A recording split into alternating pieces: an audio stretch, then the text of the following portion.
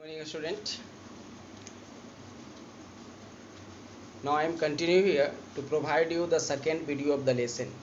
My dear students, till last video we have discussed about the office memorandum, under which we have seen that government have issued a office memorandum stating 27% reservation to backward caste OBC, है ना, socially और economically backward classes. ठीक है. There we have also discuss that how the decision was taken through the legislature. But students, you can see for the next few month a lot of controversy and debate was generated on the issue. स्वाभाविक है, क्योंकि ये जो है वो किसी खास forward cast के लोगों के प्रति ज़्यादा मतलब ये हुआ था. ठीक है. तो that became a controversy students. हमने पहले भी आपको बताया था कि there are the 3 different institutions and through this case study we are going to see that how this institutions involved in a single case. Okay, so it led to widespread violent protest and protest. People reacted strongly. One group felt that it would breed inequalities and perpetuate caste feeling among the peoples. लोगों को लगा कि ये जातिवाद को बढ़ावा मिलेगा. ठीक है, एक जाति दूसरे जाति से नफरत करना शुरू कर देंगे. तो of course student this was. ठीक है. तो I mean to say student when a law became controversy, तो now the third institution judiciary students come forward. ठीक है. The case was settled by judiciary. तो ये केस जो है वो जुडिशियरी के द्वारा सेटल्ड किया गया है ना, comprising the supreme court and the high court.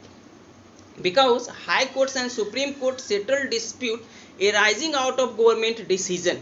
सरकार के फैसला जो है वो फिर जुडिशरी के अंतर्गत आ गया students. The case was referred to as Indira Sawhney and other versus union in India. वो केस का नाम है जो फाइल किया गया था इस रिजर्वेशन के खिलाफ, इस रिजर्वेशन के विरुद्ध में. केस का नाम क्या था students? Indira Sawhney and other versus union in India. Many people and association opposed to this order and filed a number of cases in the court. बहुत सारा स्टूडेंट्स दिया गया उसमें. ठीक है. The supreme court of India bunched all this case together in 1992. Supreme court held the order of Indian government valid. उसने सरकार के फैसले को वैलिड बताया. What it exclude the creamy और rich layer of OBC quarters while directing the government to modify the original order.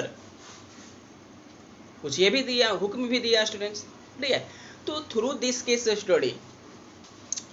Case study we understood that how decision is taken under the democracy. हमने देखा कि किस प्रकार से decision जो है वो डेमोक्रेसी में लिया जाता है. ठीक है. तो आप इस केस स्टडी के जरिए आप ये भी समझ गए होंगे कि how important institution is. Important क्या है इंस्टीट्यूशंस का. ठीक है. How a government ruled over a country. कैसे एक सरकार देश के ऊपर राज करती है. इंस्टीट्यूशन की परिभाषा हमने आपको नोट्स में भी दे दिया है. It is various arrangement of the government through which it rule over a country. एक अरेंजमेंट है. ठीक है. आप ये इसी केस स्टडी में देखिए student, the head of executive और state in means is the Indian president. कोई भी लॉ बनने से पहले प्रेसिडेंट जो है उस पर साइन करते हैं. आपको हम ऑफिस मेमोरेंडम केस में भी बताया. ठीक है, कि कैसे राष्ट्रपति ने दोनों सदनों के लोगों को एक साथ बिठाकर संबोधित किया कि हमें ऑफिस मेमोरेंडम के बारे में, रिजर्वेशन पॉलिसी के बारे में सोचना चाहिए. ठीक है. तो students here we see the central means governmental structure in India students have the following essential attributes. तो देखिए जो सेंट्रल गवर्नमेंट है हमारे देश का, उसका क्या फीचर है, क्या स्ट्रक्चर है.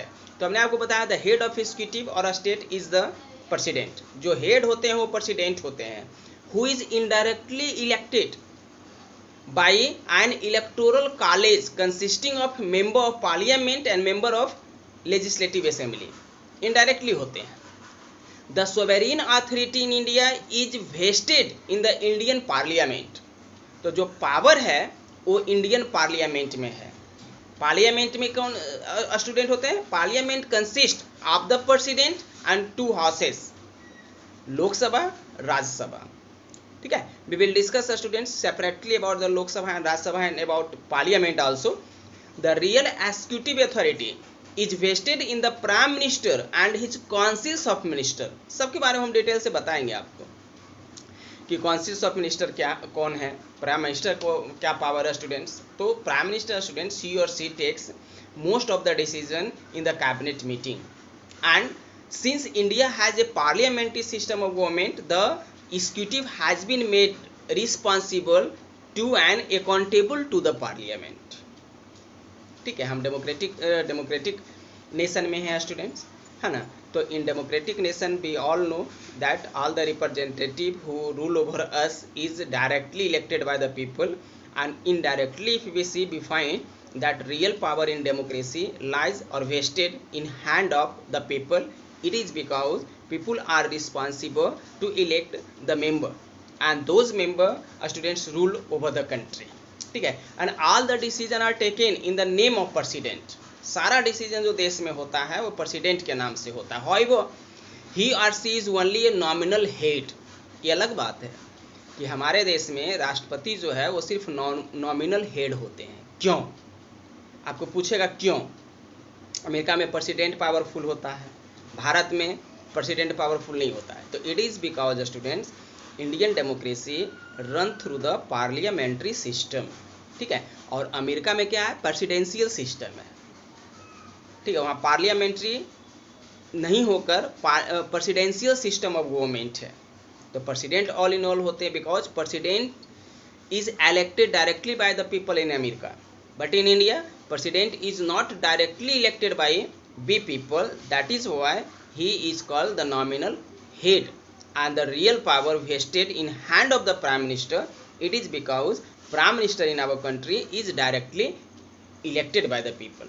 ठीक है, तो the executive in concurrence with the parliament has the power to make law and amend the constitution।